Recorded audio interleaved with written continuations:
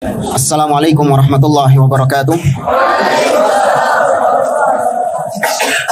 Innal hamdalillah nahmaduhu wa nasta'inuhu wa nastaghfiruh wa na'udzu billahi ta'ala min shururi anfusina wa min sayyiati a'malina.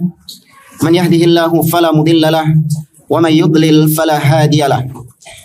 Wa asyhadu an la ilaha illallah wahdahu la syarika lahu wa asyhadu anna Muhammadan 'abduhu wa rasuluh. Ya ayyuhalladzina amanu taqullaha haqqa tuqatih wa la tamutunna illa wa antum muslimun. Ya ayyuhan nasu taqu rabbakumul ladzi khalaqakum min nafsin wahidah wa khalaqa minha zawjaha wa batha minhuma rijalan katsiran wa nisaa'a wattaqullaha alladzi tasaaluna bihi wal arham innallaha kana 'alaikum raqiba.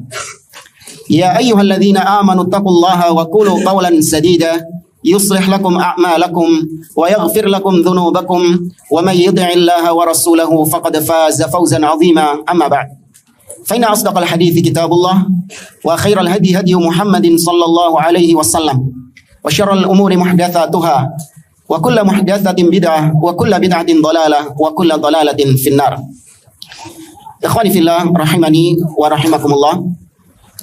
نكمل ما تقدم من درسنا في السؤال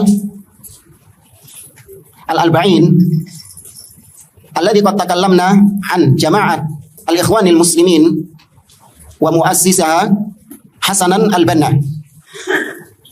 Kita melanjutkan kembali apa yang sudah kita pelajari dari halaman atau dari pertanyaan nomor 40, di mana penanya mencoba untuk bertanya kepada Syekh Shalih bin Fauzan hafizahullah ta'ala tentang perbedaan antara dakwah Syekh Muhammad bin Abdul Wahhab rahimahullah dengan dakwahnya Ikhwanul Muslimin atau Jamaah Tabligh. Dan sudah kita sampaikan bahwasanya dakwah yang diserukan oleh Syekh Muhammad bin Abdul Wahhab rahimahullah sangat jauh berbeda dengan dakwahnya Ikhwanul Muslimin. Dan telah kita sampaikan tentang poin-poin kesesatan Ikhwanul Muslimin yang kita nukilkan dari kitab Mulia dengan Manhaj Salaf oleh Al-Ustadz Yazid bin Abdul Qadir Jawaz rahimahullah ta'ala. Kita melanjutkan footnote halaman berapa tadi? 114 ya? Ya, footnote halaman 114. Ya, betul ya? Ya, terakhir kemarin kan kita katakan Hasan al-Banna adalah seorang yang gemar merayakan peringatan bid'ah Maulid Nabi SAW. Kemudian dia menyenandungkan qasidah yang berisi kesyirikan, yaitu meminta ampunan kepada Nabi SAW. Padahal kita tahu tidak ada yang bisa mengampuni dosa kecuali Allah Subhanahu Wa Taala. Allah mengatakan, "Walladzina idza fa'alu fahishatan aw dhalamu anfusahum dzakarullah fastaghfaru lidzunubihim wa may yaghfirudz dzunuba illallah." Dan tidak ada yang bisa mengampuni dosa kecuali Allah Subhanahu Wa Taala. Tapi kata Hasan al-Banna, hadal habib ma'al ahbab qad hadar wa samaha al-kull fima qad madha wa jara. Dia menetapkan bahwasanya Nabi SAW itu bisa memaafkan, mengampuni dosa orang-orang baik yang lalu, dosa-dosa yang telah dilakukan oleh seorang hamba. Ini kata beliau merupakan bentuk kesyirikan kepada Allah Subhanahu Wa Taala karena meminta ampunan kepada Rasul SAW.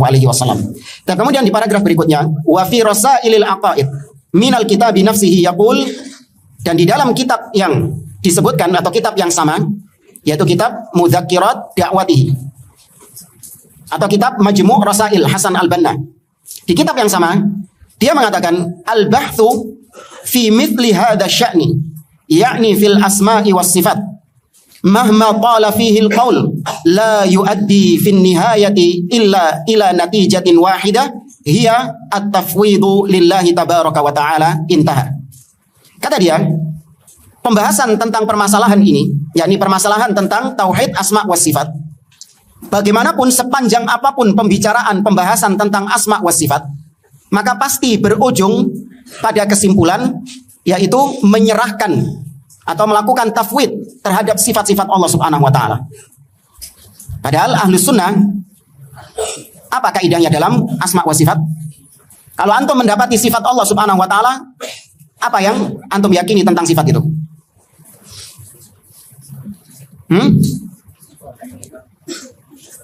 Antum apakan sifatnya? Antum tolak? Antum takwil, antum serahkan kaifiyahnya, antum serahkan maknanya kepada Allah. Terus diapakan? Itsbat, yaitu menetapkan sifat Allah ala dhahiriha, sesuai dengan dhahirnya.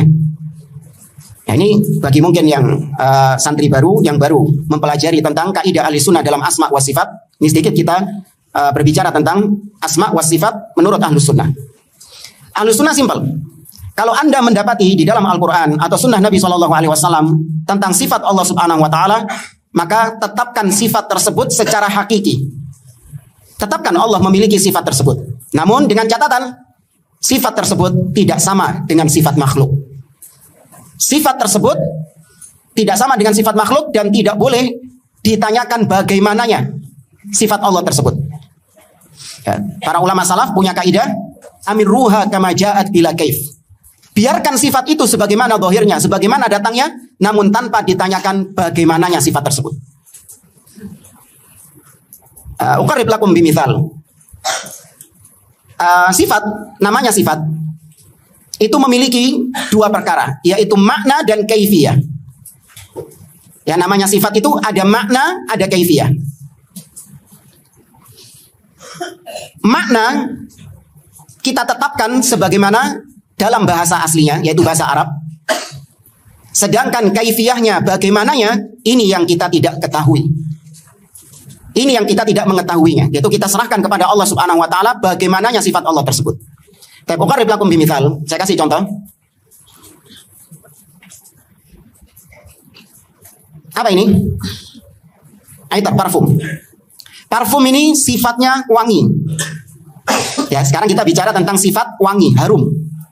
Ketika anak katakan kepada antum sifat harum, antum tahu nggak maknanya harum itu apa? Kita bicara secara bahasa Indonesia. Maknanya harum, lawannya apa? Busuk. Ya. Ya, antum tahu maknanya. Tapi bagaimananya harum parfum ini? Tahu antum? Tadi kan antum tahu maknanya harum apa? Tapi bagaimananya harumnya, antum tahu? Nggak tahu. Antum baru tahu bagaimana harumnya ini dengan salah satu dari tiga hal. Ya, antum baru tahu bagaimana kaifiyahnya dengan salah satu dari tiga hal. Man yadkur? Saya bisa nyebutkan.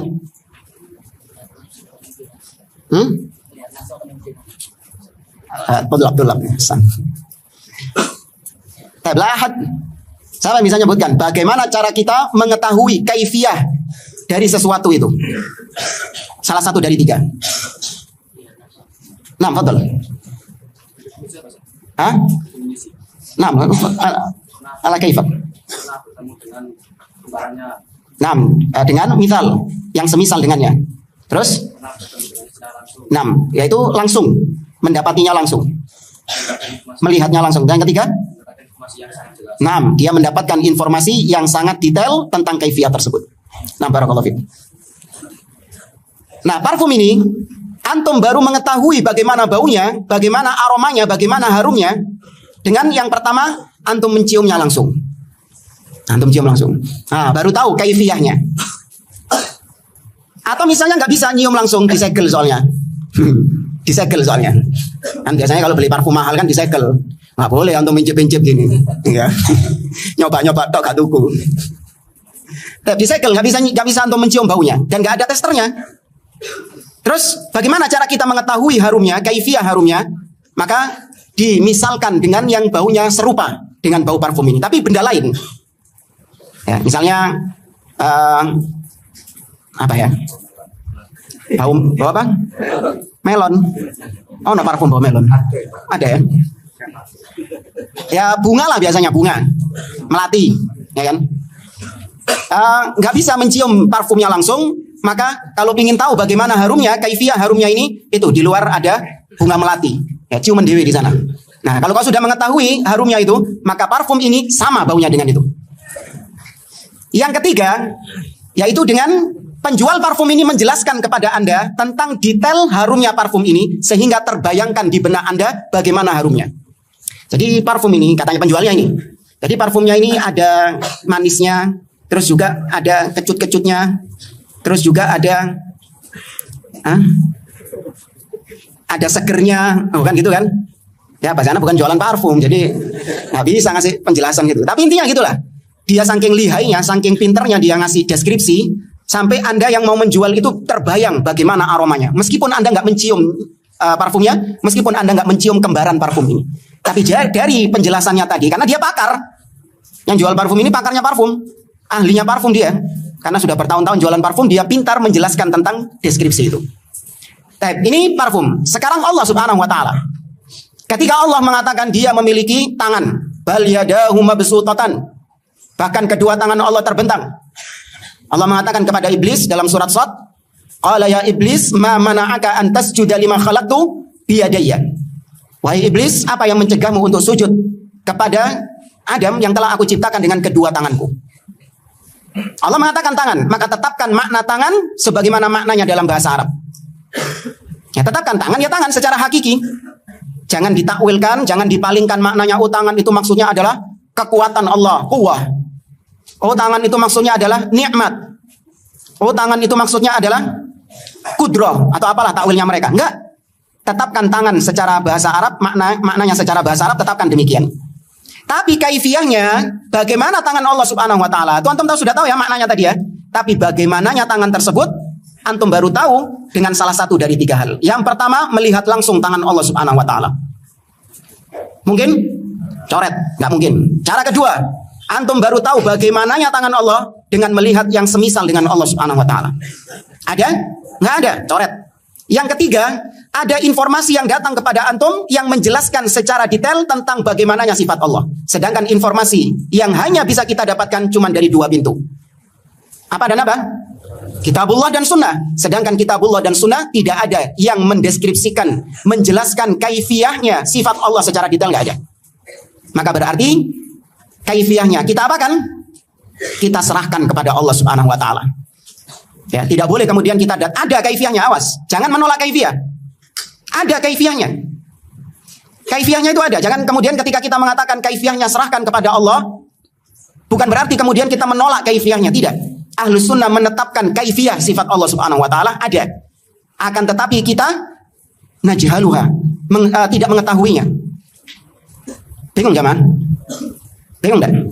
Ada kaifiyahnya, tapi kita tidak mengetahui bagaimananya. Saya kasih permisalan lagi. Seorang satpam mengatakan kepada Anda, ketika Anda masuk gedung, satpamnya bilang, wahai fulan, apapun yang kau lakukan di tempat ini, saya bisa melihat apa yang kau lakukan di sini. Saya bisa mengetahui apapun yang kau lakukan di sini. Meskipun kau berada di ruangan sendirian, aku tahu apa yang kau lakukan. Maka jangan macam-macam. Kata satpamnya gitu. Ya. Kemudian setelah Anda masuk, Anda keluar, maka satpam tadi mengatakan kau tadi melakukan ini, dan ini. Setelah itu kau pergi ke ruangan ini, kau melakukan ini, dan itu. Kemudian kau berjumpa dengan ini, dijelaskan secara detail, padahal di situ antum tidak bersama siapa-siapa, tapi satpamnya tahu. Satpamnya mengetahui aktivitas antum dalam gedung itu. Nah, antum ini anggap saja orang yang tidak tahu teknologi, alias gaptek, nggak tahu teknologi. Maka ketika itu antum menetapkan bahwasanya satpam ini memiliki penglihatan. Dia bisa melihat meskipun aku berada di dalam ruangan yang tidak ada siapa-siapa di situ. Ya, dia mengetahuinya. Tapi saya nggak tahu kaifiyahnya bagaimana dia melihat. Bisa jadi dia dikasih tahu sama orang lain, atau bisa jadi dia punya jin. Nah, kan pikirannya orang-orang gaptek gitu mungkin. Dia nggak tahu kaifiyahnya bagaimana. Padahal satpamnya itu ngapain? Kok bisa dia melihat? CCTV. Ya. Itu kaifiyahnya, tapi orangnya nggak tahu kaifiyahnya bagaimana. Tapi dia tetapkan satpamnya itu benar-benar bisa melihat saya. Ya, tapi bagaimananya satpam itu melihat saya tidak tahu. Tapi ada kaifiyahnya. Saya yakin dia punya kaifiyah. Dia punya cara bagaimana dia bisa melihat saya. Kok bisa sampai detail seperti itu? Ada caranya. Ya, tapi kaifiyahnya bagaimana kita nggak tahu. Antum ketika ngelihat pesulap-pesulap misalnya, ya kan? Dulu suka lihat sulap-sulap misalnya. Sing iso mulu, ono sing iso macam-macam lah. Antum tetapkan ada kaifiyahnya enggak itu? Ada kaifiyahnya itu. Ada bagaimananya. Cuman kita nggak tahu bagaimananya itu. Imma bita'awuni syaitan, ya bisa jadi itu dari kerjasama dengan jin, atau bisa jadi itu adalah ya trik-trik tipuan mata. Ya, bisa jadi itu adalah trik-trik tipuan mata. Ada caranya, ada kaifiyahnya. Cuman kita nggak tahu. Tapi kita tetapkan ada kaifiyahnya. Itu yang kita sedang bahas di sini. Kita ketika mengatakan bahwa kita nggak tahu kaifiyahnya sifat Allah, bukan berarti kita menolak kaifiyahnya. Ya, ada kaifiyahnya, namun kita tidak mengetahuinya. Nah, yang dijadikan timbangan dalam masalah ini adalah ucapan Imam Malik yang terkenal. Imam Malik mengatakan al-istiwa ma'lum wal kaifu majhul wal imanu bihi wajib wa su'alu anhu bid'ah. Kata Imam Malik, istiwa maklum. Apanya yang maklum? Makna atau kaifiyah? Makna. Maknanya kaifiyah sudah diketahui, yaitu ala wartafa. Allah itu tinggi di atas. Tapi kaifiyahnya bagaimana? Majhul, nggak tahu. Ada kaifiyahnya, tapi kita nggak tahu, nggak dikasih tahu sama Allah Subhanahu wa taala. Mengimani Allah beristiwa dengan makna tersebut wajib hukumnya. Wasu'alu anhu, bertanya tentang bagaimananya, maka itu bid'ah. Ya, nah ini jadi mizan, jadi timbangan. Bukan cuma istiwa, tapi terapkan pada semua sifat. Ya, tangan itu maklum, ya, namun kaifiyahnya majhul. Demikian juga al-wajah itu maklum, tapi kaifiyahnya majhul. Terapkan pada semua sifat Allah Subhanahu wa taala. Nah, masalahnya Hasan al-Banna ini dia mengatakan bahwa pembicaraan tentang asma wa sifat, betapa bagaimanapun panjangnya pembahasan tentang asma wa sifat, ujung-ujungnya adalah tafwid. Nah, yang ditafwid itu bukan kaifiyahnya. Kalau Ahlus Sunnah yang ditafwid kaifiyahnya. Tapi kalau mereka yang ditafwid apanya? Sak makna-maknanya juga. Jadi apa maknanya istiwa? Serahkan kepada Allah. Apa maknanya tangan? Serahkan kepada Allah. Apa maknanya Allah fis sama, Allah tinggi di atas, serahkan kepada Allah. Semua sifat dikatakan maknanya serahkan kepada Allah Subhanahu wa taala. Ini ahli bid'ah yang paling buruk, kata Syekhul Islam Ibnu Taimiyah. Karena konsekuensinya ketika mengatakan demikian, berarti Nabi SAW dituduh tidak tahu tentang makna sifat-sifat Allah Subhanahu wa taala. Berarti para sahabat tidak mengetahui makna sifat-sifat Allah Subhanahu wa taala. Dan itu tuduhan keji. Jadi seakan-akan mereka kalau baca ayat sifat, bal yadahu mabsutatani, itu seakan-akan di mata mereka itu bal XXXX mabsutatani. Karena tangan di situ nggak ada maknanya, tidak diketahui maknanya, alias XXX, nggak ada maknanya, tidak diketahui maknanya. Mungkin nggak Allah menurunkan ayat yang tidak diketahui maknanya? Nggak mungkin. Ya. Maka demikian akidahnya Hasan al-Banna dalam asma wa sifat, dia itu ahlut tafwid alias mufawwidah. Sedangkan Ahlus Sunnah jalannya bukan demikian. Kemudian kata beliau, aku katakan, kata Syekh Abu Abdullah Jamal bin Furaihan al-Harithi, wajadtu kalaman salafiyan nafisan li Syekhul Islam Ibn Taimiyah rahimahullah yubayyinu halal mufawwidah alladhina yufawwiduna ilmal ma'na ila Allah tabaraka wa ta'ala. Aku mendapati ada ucapan yang sangat bagus sekali dari Syekhul Islam Ibn Taimiyah yang menjelaskan tentang kaum mufawwidah yang mereka mentafwid, menyerahkan makna kepada Allah Subhanahu wa taala. Wa annahum min syarri ahlil bid'ah, dan mereka adalah ahlil bid'ah yang paling jelek dalam pembahasan asma wa sifat. Ya, pembahasan asma wa sifat, kaum yang paling buruk adalah kaum mufawwidah. Karena tadi menuduh Nabi SAW itu jahil. Makanya mereka juga disebut dengan istilah ahlut tajhil. Ya, selain mufawwidah namanya ahlut tafwid, mereka juga punya disebut oleh para ulama sebagai ahlut tajhil karena mereka menuduh Nabi SAW jahil. Atau mereka juga disebut dengan kaum alla adriyah. Soalnya ditakoni mesti la adri. Kalau ditanya mesti ngomongnya la adri. Ma makna istiwa la adri. Ma makna wajah la adri. Ya. Ma makna aliyat la adri. Semua sifat dijawab dengan la adri, nggak tahu. Makanya mereka disebut alla adriyah. Bukan la adri karena nggak tahu. Bukan, tapi la adri karena memang nggak mau menetapkan. Beda loh ya. Ada orang ditanya karena memang dia nggak tahu jawabannya. Maka iya, dia mengatakan la adri. Tapi ini ditanya bukan karena nggak tahu. Tahu dia. Tapi dia nggak mau menetapkan sifat, makna sifat Allah Subhanahu wa taala. Dia lebih memilih untuk mengatakan la adri. Wa amma at-tafwid fa inna minal ma'lum anna Allah ta'ala amarna an natadabbara al-Qur'an. Kata beliau, adapun ahlut tafwid, maka kata beliau telah diketahui bahwa Allah Subhanahu wa taala memerintahkan kita untuk mentadabburi Al-Qur'an. Wa haddana ala aqlihi wa fahmihi. Dan Allah memotivasi kita, menganjurkan kita untuk mengetahui dan memahami Al-Quran itu. Fakaifa yajuzu ma'a dzalik an yurada minnal i'rad an fahmihi wa ma'rifatihi wa aqlihi. Maka bagaimana mungkin Allah menyuruh kita untuk berpaling dari memahami Al-Quran, dari mengetahui atau mempelajari, merenungkan Al-Quran itu. Kan itu kan, kita disuruh tadabbur. Afala yatadabbaruna Al-Quran. Ya, tidaklah mereka mentadabburi Al-Quran. Orang-orang kafir dicela sama Allah karena mereka tidak mentadabburi Al-Quran. Apakah mungkin kita diperintahkan untuk mentadabburi Al-Quran? Di saat yang bersamaan, kalau melewati ayat-ayat sifat, kita tidak boleh mentadabburinya. Kita tidak boleh memahaminya. Ini dua hal yang berbeda, yang berlawanan. Ila anqal rahimahullah fi dhammil mufawwidah. Sampai pada ucapan Syekhul Islam tatkala beliau mencela kaum mufawwidah, beliau mengatakan fatabayyana anna qawla ahli tafwid alladzina yaz'umuna annahum muttabi'una lis-sunnah was-salaf min syarri aqwali ahli al-bid'ah wal ilhad. Maka dari sini nampak bahwa ucapan kaum mufawwidah yang mereka mengaku-ngaku mengikuti sunnah, mengikuti para salaf, mereka adalah ucapan mereka adalah ucapan ahli bid'ah yang terburuk. Ya, sejelek-jeleknya ucapan ahli bid'ah.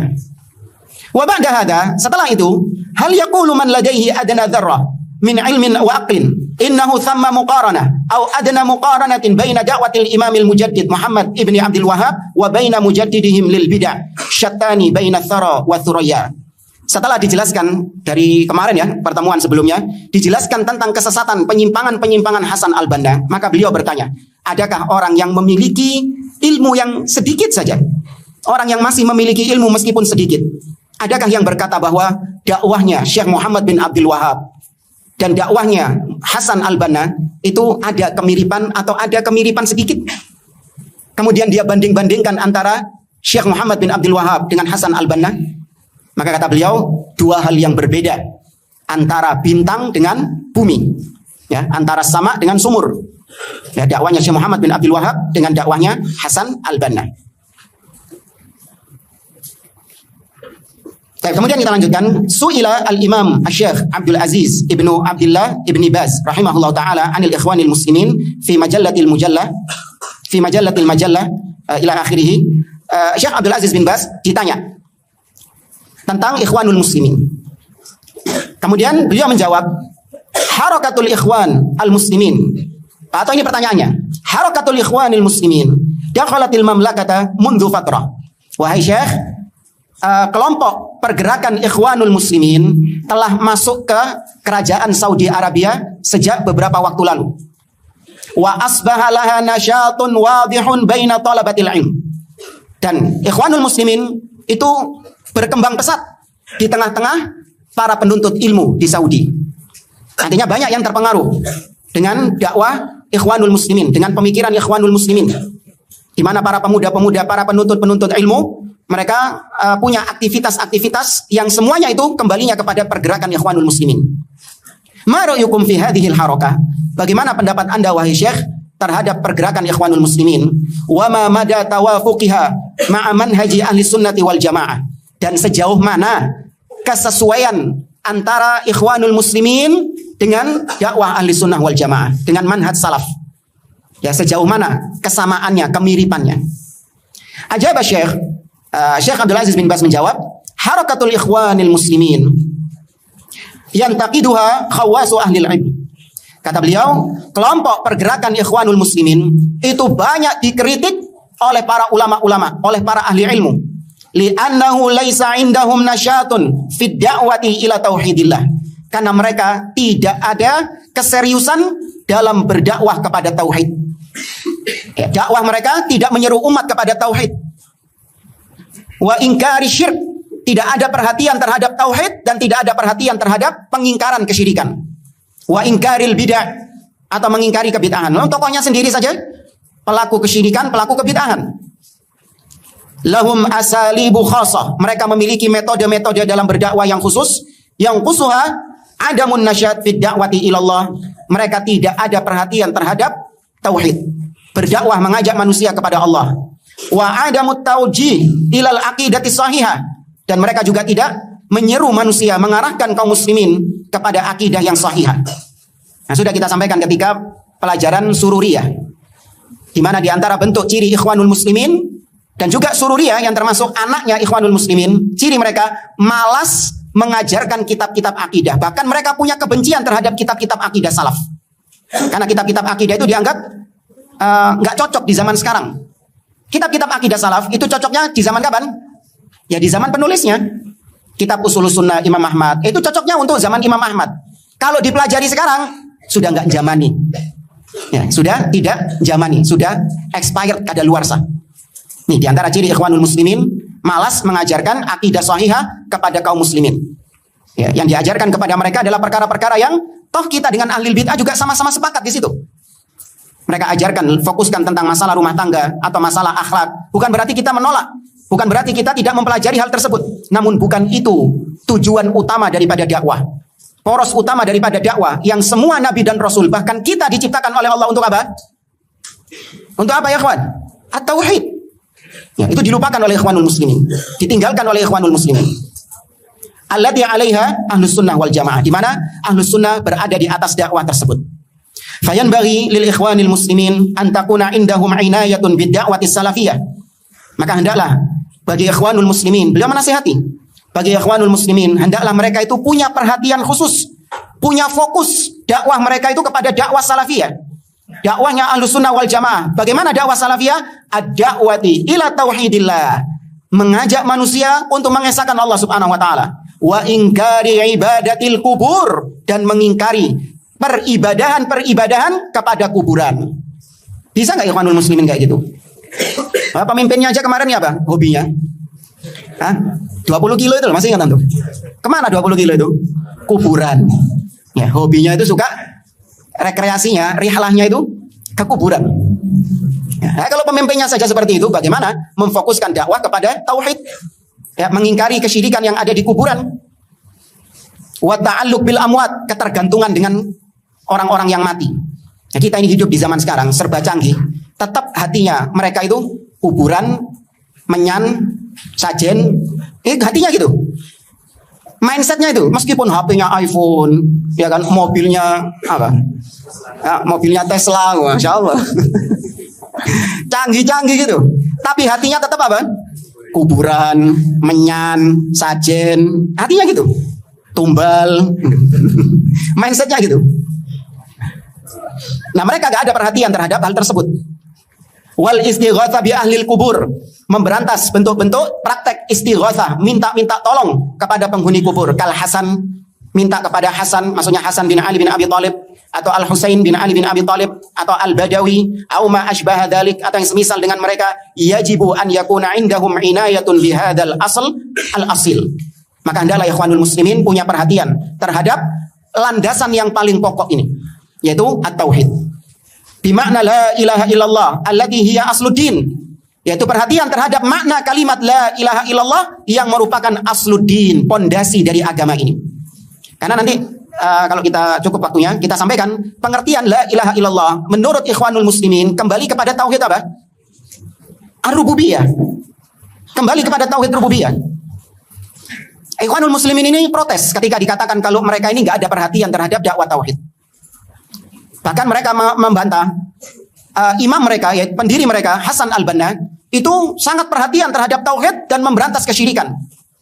Satu-satunya ucapan yang sering digunakan oleh mereka untuk membela Hasan al-Banna, bahwasanya Hasan al-Banna itu juga memberantas kesyirikan, yaitu Hasan al-Banna pernah mengatakan anna syirka minal kabair. Itu dok yang digaung-gaungkan sama mereka. Kata siapa Hasan al-Banna tidak mengingkari kesyirikan? Beliau mengingkari kesyirikan. Oh ya? Iya. Apa kata dia? Dia mengatakan inna syirka minal kabair. Syirik itu termasuk kabair. Sahih atau enggak ini jamaah? Syirik itu termasuk kabair. Betul apa enggak? Syirik itu termasuk dosa besar. Yang benar apa? Bukan kabair, syirik itu mukaffir. Sesuatu yang membuatnya dia keluar dari Islam. Kalau dikatakan syirik minal kabair, syirik termasuk dosa besar, berarti pelaku kesyirikan yakhruj anil millah, keluar dari Islam. Kelazimannya enggak. Ya. Maka itu pendapatnya Hasan al-Banna, bahwasanya syirik itu minal kabair, bukan mukaffir. Wa awwalu ma da'a ilaihi nabi fi Makkah da'a ila tauhidillah ila makna la ilaha illallah. Dan dakwah yang pertama kali diseru oleh Nabi SAW yaitu tauhid ketika di Mekah. Mengajak manusia kepada makna la ilaha illallah. Fakatsirun, masih kata Syekh Abdul Aziz bin Baz ya. Fakatsirun min ahli ilmi yantaqiduna 'alal ikhwanil muslimin hadzal amr. Maka banyak di antara ulama yang mengkritik ikhwanul muslimin tentang perkara yang satu ini. Ai adamin nasyati fid da'wati ila tauhid wal ikhlasi lahu wa inkari ma ahdatsahu al-juhal min at-ta'alluq bil amwat wal istighatha ila akhirih, sama seperti yang kita katakan tadi. Kemudian di paragraf berikutnya, wa kadza yantaqiduna alaihim, demikian juga para ulama mengkritik ikhwanul muslimin adamul inayati bis sunnah, di mana mereka tidak ada perhatian terhadap sunnah. Tatabu' as-sunnah, mereka tidak meneliti sunnah. Wal inayah bil hadits syarif, tidak ada perhatian terhadap hadis Nabi yang mulia. Wa ma kana alaihi salaful ummah fi ahkamihim asyariyah, dan tidak ada perhatian terhadap para salafus soleh dalam hukum-hukum syar'i mereka. Kemudian jamaah rahimani wa rahimakumullah, ini ada yang lucu juga, ada orang yang protes atas tulisan Syekh Abdul Aziz bin Baz yang dimuat di salah satu majalah. Jadi ada fansnya Ikhwanul Muslimin yang protes. Tapi ini kalau ini kita skip dulu saja. Kalau ada waktu kita lanjutkan. Kita ambil referensi lain dari kitab Hasan Al-Banna wa Sayyid Qutb oleh Syekh Abdul Aziz Ar-Rayis hafizahullah taala. Beliau Syekh Abdul Aziz Ar-Rayis mengatakan bahwasanya, kata beliau, waqad sara laha ta'thirun ala katsirin minasyabab al-mutahammis lidinihi wa nadhamu qasaida manshuda fi tsana'i ala Hasanin Al-Banna. Kata beliau, Hasan Al-Banna ini memiliki pengaruh, memberikan pengaruh kepada banyak para pemuda-pemuda yang sedang semangat-semangatnya belajar agama. Banyak memberikan pengaruh dia, sehingga para pemuda-pemuda ini sampai membuat qasidah-qasidah, nasyid-nasyid yang berisi pujian-pujian kepadanya.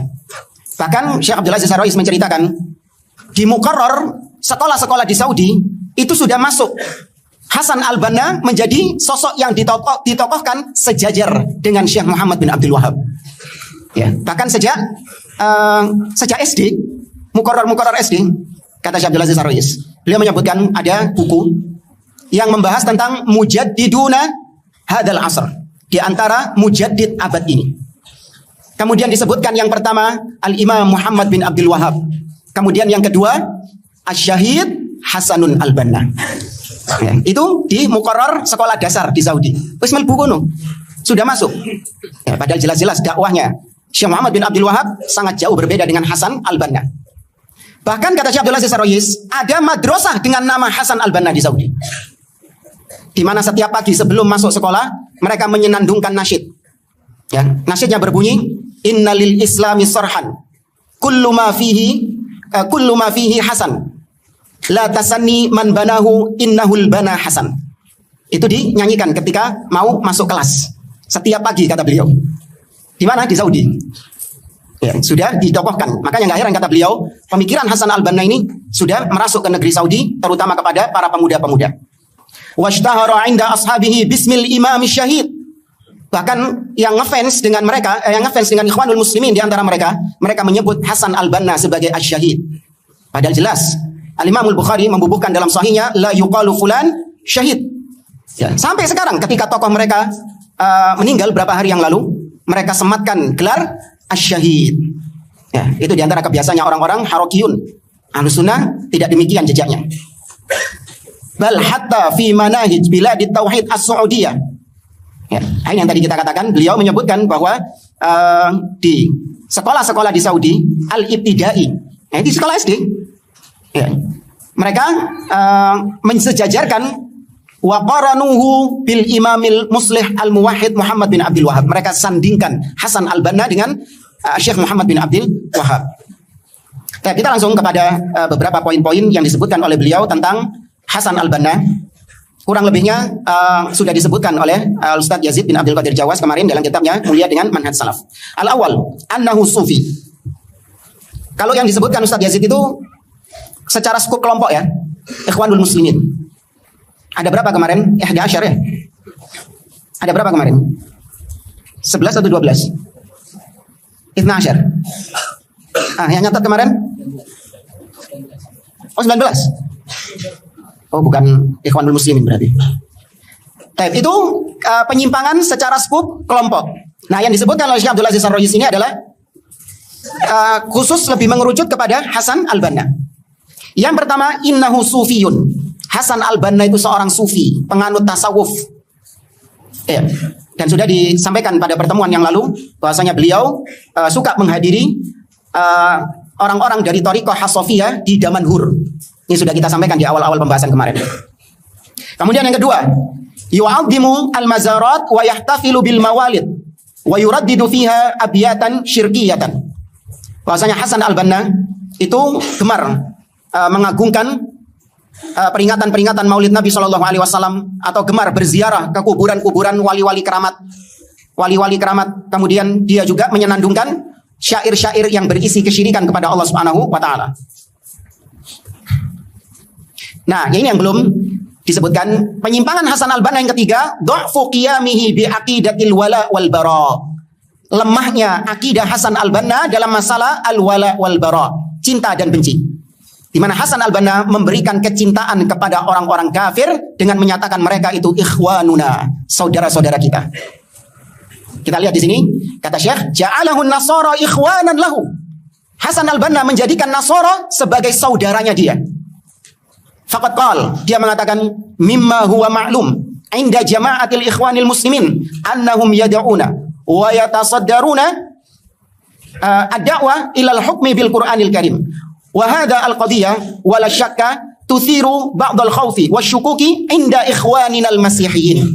Kata dia, dan sudah diketahui bahwa jamaah ikhwanul muslimin menyeru, mengajak manusia untuk berhukum dengan Al-Quran. Nah, seruan ini, dakwah ini tentu membuat orang-orang Nasara, saudara-saudara kita dari orang-orang Nasara, itu akan menimbulkan ketakutan bagi mereka. Jadi dakwah kepada Al-Quran, mengajak manusia untuk berhukum dengan Al-Quran, itu bisa membuat takut saudara-saudara kita, orang-orang Nasara, Al-Masihiyyin. Al-Masihiyyin ini istilah yang dipakai oleh orang Nasara sendiri. Jadi Kristen dengan segala macam variannya, mereka nggak mau disebut sebagai An-Nasara. Ya, mereka nggak mau disebut sebagai An-Nasara. Mereka itu menamakan dirinya sebagai Al-Masihiyun. Kalau yang bahasa Arabnya ya. Ya, mereka adalah Al-Masihiyun. Itu penamaan mereka sendiri yang menamai seperti itu. Yaitu pengikut-pengikutnya Al-Masih, pengikut-pengikutnya Kristus. Adapun Al-Quran memberikan lafal kepada mereka An-Nasara. Khilaf para ulama, An-Nasara ini yang pertama diambil dari kata-kata An-Nasr, yaitu Ansaru Isa, penolong-penolong Isa. Di mana Nabi Isa mengatakan qala man ansari ilallah. Ya, qala al-hawariyuna nahnu ansarullah. Yang kedua, An-Nasara itu diambil dari sebuah daerah yang diyakini oleh mereka sebagai tempat lahirnya Nabi Isa. Meskipun tidak ada dalil yang spesifik, tapi itu diyakini oleh orang-orang ahlul kitab. An-Nasara kalau di Inggriskan Nazareth. Tahu ya? Nazareth. Makanya disebut Jesus of Nazareth. Ya, Jesus of Nazareth. Itu diarabkan menjadi An-Nasara. Ala kulli hal, kita bahas di sini Hasan Al-Banna. Ya, Hasan Al-Banna menyebutkan bahwasanya Al-Masihiyun dengan sebutan ikhwanuna, saudara-saudara kita. Hadza la yajuz. Enggak boleh jamaah. Kita enggak boleh menyatakan mereka sebagai saudara kita, memberikan kecintaan al-wala kepada orang-orang kafir. Allah Ta'ala berfirman, ya ayyuhalladzina amanu la tattakhidhu aduwi wa aduwakum awliya tulquna ilaihim bil mawaddah. Allah juga mengatakan, ya ayyuhalladzina amanu la tattakhidhul yahuda wan nasara awliya la tajidu qauman yu'minuna billahi wal yawmil akhir yuwadduna man haddallaha wa rasulah. Maka enggak layak seorang muslim menyatakan mereka itu adalah saudara-saudara kita. Tapi lihat Hasan Al-Banna, dia error dalam masalah al-wala wal bara dengan mengatakan bahwa orang-orang Nasara itu saudara. Kemudian masih di poin yang sama, dia mengatakan bahwa inna khusumatana lil yahud laysat diniyah. Li anna al-Qur'an al-Karim hadda ala musafatihim wa musadaqatihim. Kata dia, sesungguhnya perselisihan kita dengan Yahudi, alaihim la'inullah ila yaumil qiyamah. Semoga Allah melaknat mereka sampai hari kiamat. Permusuhan kita dengan Yahudi itu bukan atas dasar agama. La ilaha illallah. Jadi permusuhan kita dengan Yahudi itu bukan karena dasar agama. Kenapa demikian? Karena Al-Quran justru menyuruh kita untuk berhubungan baik dengan mereka, untuk bekerja sama dengan mereka, bukan untuk memusuhi mereka. Ya subhanallah. Berapa banyak ayat-ayat Al-Quran yang memerintahkan kita untuk memusuhi orang-orang kafir. Gak boleh ada kecintaan kepada mereka, harus membenci mereka likufrihim, karena kekufuran mereka. Jadi kita membenci mereka bukan karena mereka ini bukan karena mereka ini bukan perkara-perkara duniawi. Kita membenci orang-orang kafir karena kekufuran mereka. Li'annahum a'da'ullah, karena mereka adalah musuh-musuh Allah. Karena mereka adalah menyekutukan Allah Subhanahu wa taala. Nah, antum kalau ngelihat pelaku maksiat, antum benci atau senang, jemaah? Antum ngelihat ada seorang peminum khamr, tukang mabuk. Antum memberikan kecintaan kepada dia atau antum benci kepada dia? Kalau antum cinta, ya berarti 11-12 antum sama dia. Tapi kalau antum ada kebencian, maka berarti kalau pelaku kesyirikan, pelaku kekufuran, itu di bawahnya pelaku maksiat atau di atasnya? Di atasnya pelaku maksiat. Maka harusnya lebih antum benci. Namun ingat, membenci bukan berarti menggolimi. Paham jemaah? Membenci mereka bukan berarti menggolimi mereka. Ya, kalau utang sama orang kafir harus bayar, jual beli harus jujur. Allah mengatakan la wala yajrimannakum syana'anu qaumin ala alla ta'dilu. Ta'dilu huwa aqrabu littaqwa. Janganlah kebencianmu terhadap suatu kaum membuat engkau tidak berlaku adil kepada mereka. Islam menyuruh kita membenci. Allah menyuruh kita membenci orang kafir, namun Allah melarang kita untuk mendolimi mereka tanpa hak. Kemudian yang keempat, kesesatan yang keempat dari Hasan al-Banna, aqidatuhu fil asma'i was sifat syarru aqaida ahli bidah fi hadzal bab wa huwa tafwid. Ini sudah ya. Bahasanya akidahnya Hasan al-Banna dalam asma was sifat itu adalah akidah yang paling buruk dalam pembahasan asma was sifat. Apa itu? Tafwid. Ya. Kemudian yang kelima, la ya'rifu syirk lidza ja'alahu min jumlatil kabair. Yang kita bahas tadi. Hasan al-Banna tidak tahu apa itu kesyirikan. Hakikat kesyirikan bagaimana nggak tahu dia. Sampai-sampai di antara buktinya dia nggak tahu, nggak paham tentang syirik. Dia mengatakan bahwa syirik itu adalah kabair, dosa besar. Ya. Ini kalau mau referensinya disebutkan oleh beliau di kitab-kitab yang itu merupakan rujukan dari kitab-kitabnya Ikhwanul Muslimin dan ditulis oleh tokoh-tokohnya Ikhwanul Muslimin setelah Hasan al-Banna. Ya, seperti Umar At-Tilmisani dan yang lainnya.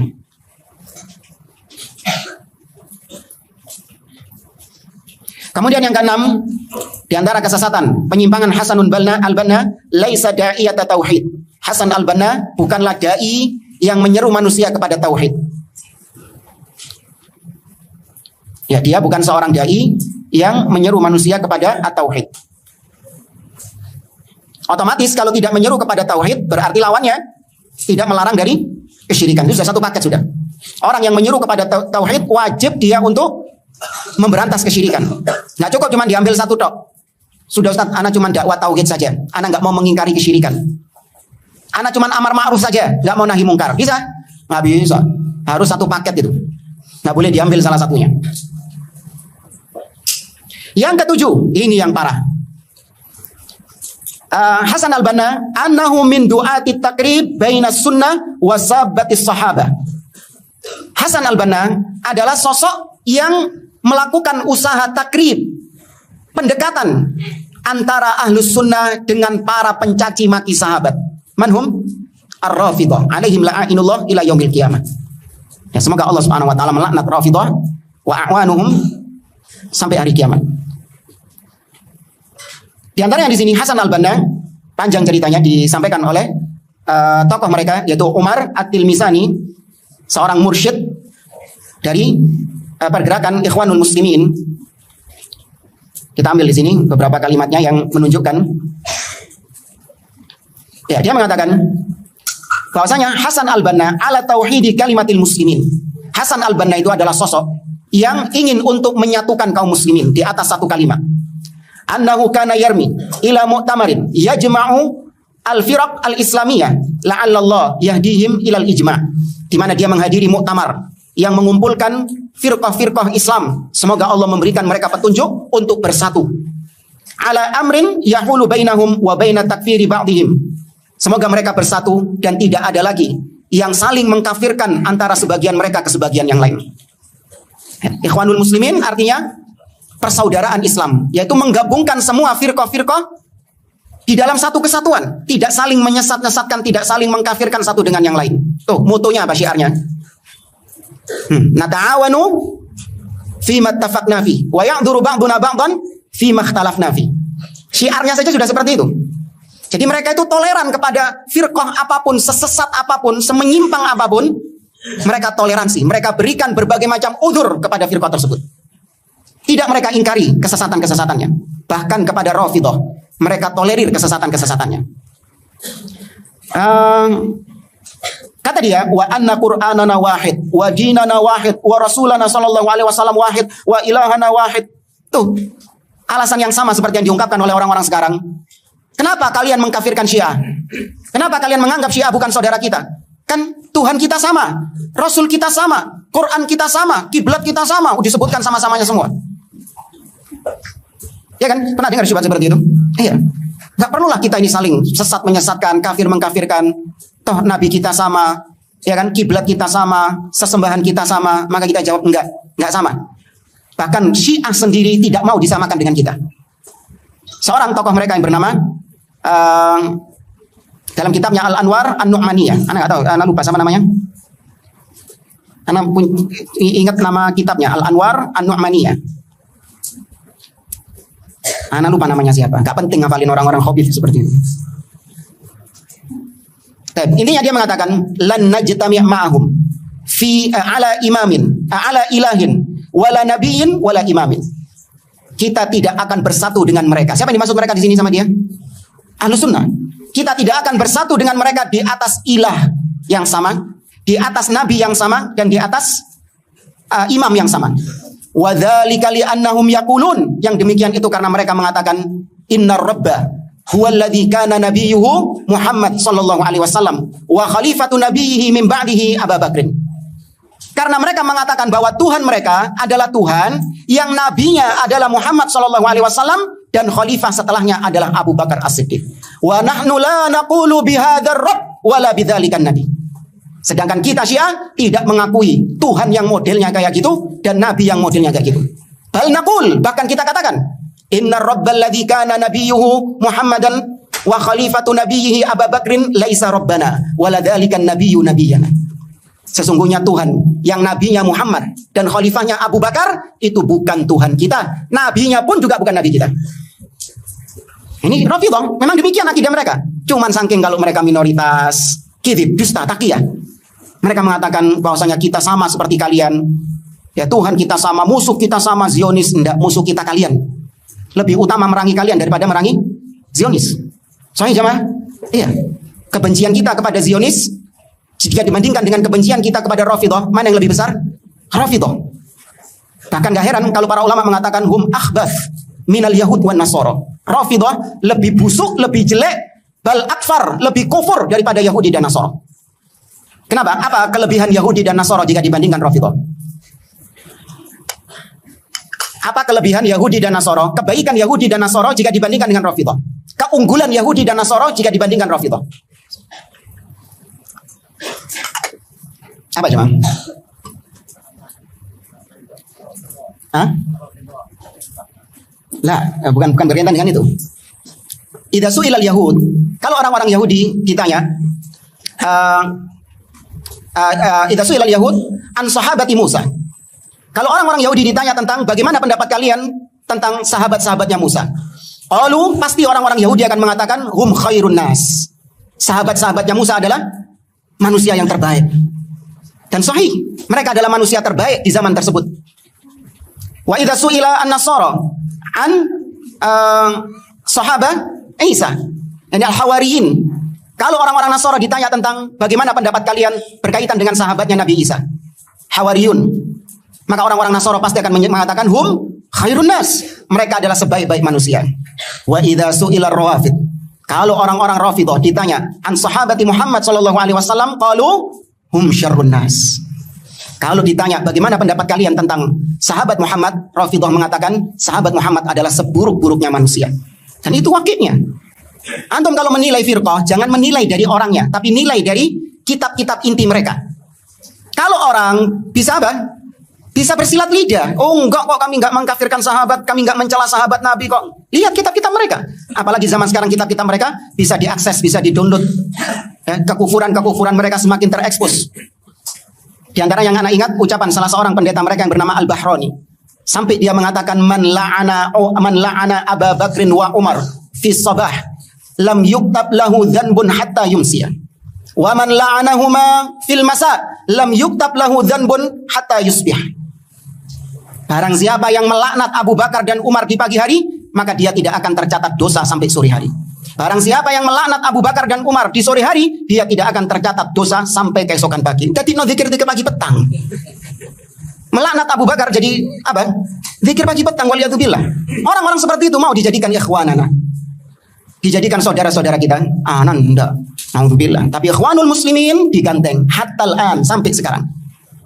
Alam taro ila Hamas. Tidak antum lihat bagaimana Hamas begitu mesranya dengan ikhwanul muslimin, begitu mesranya dengan Rafidhah, mentolerir kesesatan-kesesatan Rafidhah, menganggap Rafidhah sebagai sekutu mereka, aliansi mereka, saudara mereka. Kok sudi bersaudara, beraliansi, bersekutu dengan para pencaci sahabat, para pencaci ummahatul mukminin, pencaci ibunda-ibunda orang-orang beriman. Kok ridho mereka? Bahkan dibangga-banggakan tokoh-tokoh Rafidhah oleh ikhwanul muslimin. Seperti tokoh mereka dahulu bernama Khalid Mish'al, di mana dia pernah mengunjungi kuburannya Khomeini Al-Halid. Tokohnya Syiah di Iran, dikunjungi kuburannya seraya mengatakan hadzal ab ar-ruhi li da'watina. Dia mengatakan ini adalah bapak rohani bagi kami dalam dakwah kami. Khalid Mish'al mengatakan, tokoh ikhwanul muslimin, tokoh Hamas mengatakan bahwasanya Khomeini Al-Halid itu adalah bapak rohani kita, bapak rohani bagi pergerakan dakwah kita. Ya, maka apa yang bisa diharapkan dengan Rafidhah? Syekhul Islam Ibnu Taimiyah rahimahullah mengatakan hum daiman ma'a kulli aduwwin lil muslimin. Mereka itu senantiasa bersama musuh-musuh kaum muslimin. Lihat sejarah bagaimana track recordnya Rafidhah membantai kaum muslimin, bagaimana mereka membunuh kaum muslimin. Maka jangan tertipu dengan sandiwara-sandiwara mereka, propaganda mereka, jangan tertipu. Ya, cuman sayang sebagian orang-orang awam terpukau ya dengan sandiwara-sandiwaranya Rafidhah. Mereka dianggap sebagai pahlawan, dielu-elukan, disanjung-sanjung. Ya. Nggak tahu mereka bagaimana hakikatnya Rafidhah tersebut. Nah, alas.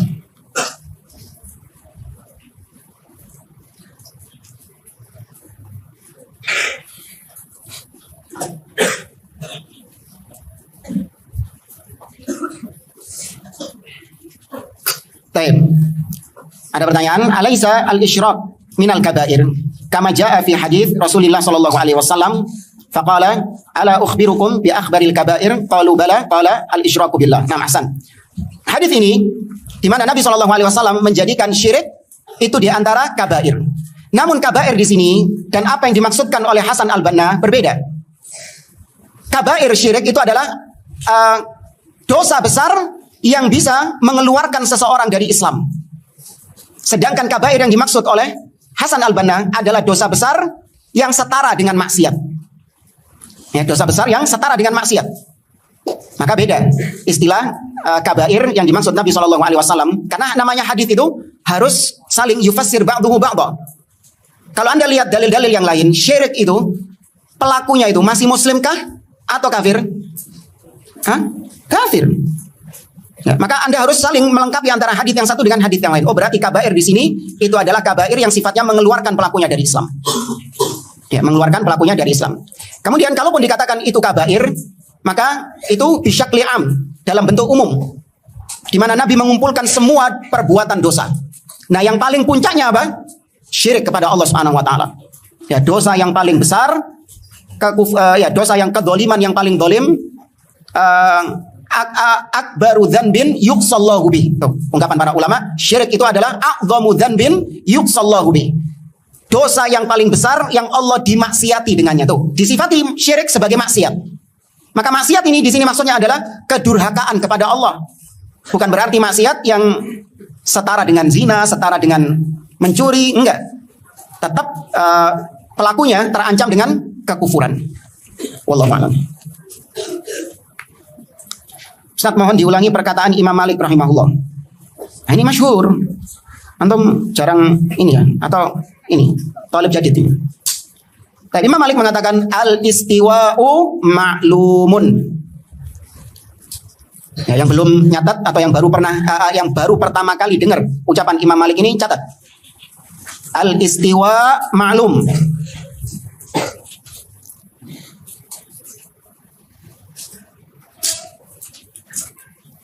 Istiwa itu maklum, diketahui maknanya. Wal kaifu majhulun. Bagaimananya itu majhul, tidak diketahui.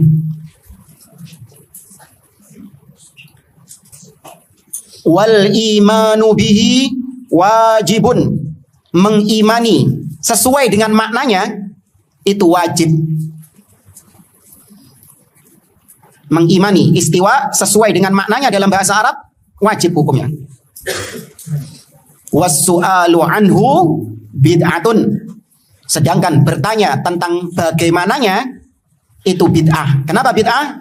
Karena para sahabat tidak pernah bertanya kepada Nabi tentang bagaimananya sifat Allah tersebut. Mereka banyak mendengar ayat-ayat Al-Quran, hadis-hadis Nabi tentang sifat Allah, namun gak ada satupun sahabat yang berani bertanya tentang bagaimananya sifat Allah tersebut. Nah, Imam Malik ketika ditanya seperti ini, itu membuat beliau sangat berat menjawabnya. Sampai diriwayatkan beliau menunduk dengan jangka waktu yang lama, terlihat wajah beliau memerah, bercucuran keringat. Ya, karena beratnya pertanyaan demikian. Kemudian beliau menjawab, dan jawaban beliau dijadikan sebagai mizan, dijadikan sebagai timbangan dalam menimbang semua sifat Allah. Bukan cuma istiwa toh. Semua sifat Allah pakai ucapannya Imam Malik ini. Nuzul, Allah turun. Pakai ucapannya Imam Malik tadi. Ya, an-nuzul maklum.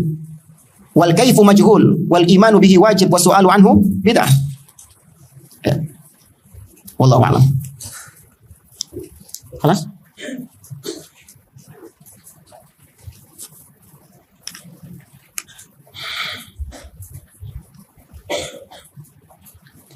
Orang tua ana punya kitab tafsir Al-Quran, punya Sayyid Qutb. Waduh. Apa namanya? Cocok punya bisa nanti. Jangan loh ya. Banyak penyimpangan-penyimpangan dalam tafsirnya itu. Seperti mengkafirkan kaum muslimin, kemudian mengembalikan makna tauhid kepada hakimiyah. Pernah kita bahas ya sebelum pertemuan ini ya. Ya, tauhid dimaknai sebagai hakimiyah. Tidak ada hukum kecuali hukum Allah.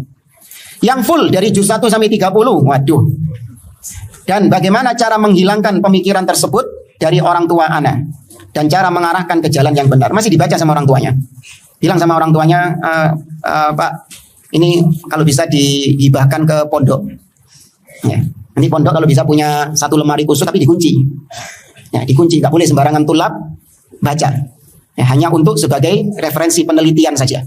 Dan itu harus di bawah bimbingan ustadz. Ya, jadi isinya tentang kitab-kitab milik firqah-firqah yang menyimpang. Ya, kalau bisa, kalau enggak ya udah nggak perlu kedisibukan dengan itu. Nggak mungkin kalau ada yang mau bikin karya ilmiah, kemudian butuh referensi-referensi dari kitab-kitab mereka, karena Ahlus Sunnah harus ilmiah. Ya, maka bilang gitu sama Bapak, kalau bisa dihibahkan. Kalau cara menghilangkan, hidayah di tangan Allah. Ya, antum sampaikan kepada orang tua dengan adab, ya, dengan bahasa yang santun, ya, dengan tidak meninggikan suara kepada mereka. Sampaikan tentang pemikiran Sayyid Qutb yang sebenarnya. Kemudian bantah Sayyid Qutb tadi dengan akidah Ahlussunnah wal Jamaah. Misalnya antum tahu di dalam kitab tafsir tersebut Sayyid Qutb mengatakan demikian dan demikian. Maka bilang sama orang tua, yang benar bukan demikian. Yang benar adalah begini dan begini, dengan membawakan dalil-dalil dari Al-Quran dan Sunnah. Itu disampaikan kepada orang tua dengan tutur kata yang bagus, bahasa yang baik, yang sopan. Kalau orang tua mendebat, ya sudah. Ya, mungkin lain waktu Allah membukakan pintu hatinya untuk mau menerima dakwah kita, dan terus ya, sembari antum tetap mendoakan mereka agar dijauhkan dari pemikiran-pemikiran yang menyimpang seperti pemikiran Sayyid Qutb. Wallahu a'lam.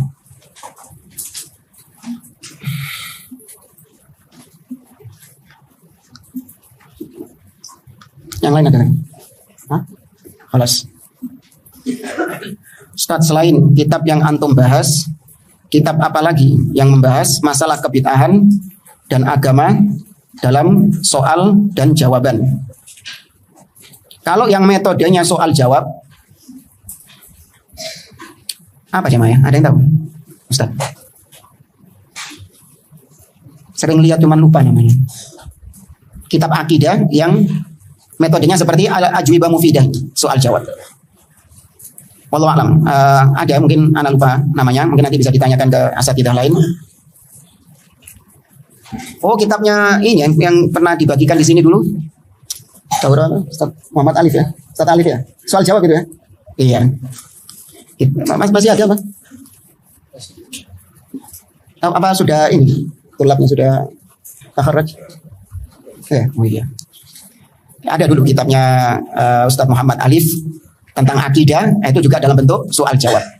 Ada terjemahnya dan juga ada bahasa Arabnya, matannya. Tapi tipis kitabnya. Tapi itu saja, wallahu a'lam bishawab. Kita akhiri, subhanakallahumma wa bihamdik, asyhadu an la ilaha illa anta astaghfiruka wa atubu ilaik. Jazakumullahu khairan. Assalamualaikum warahmatullahi wabarakatuh.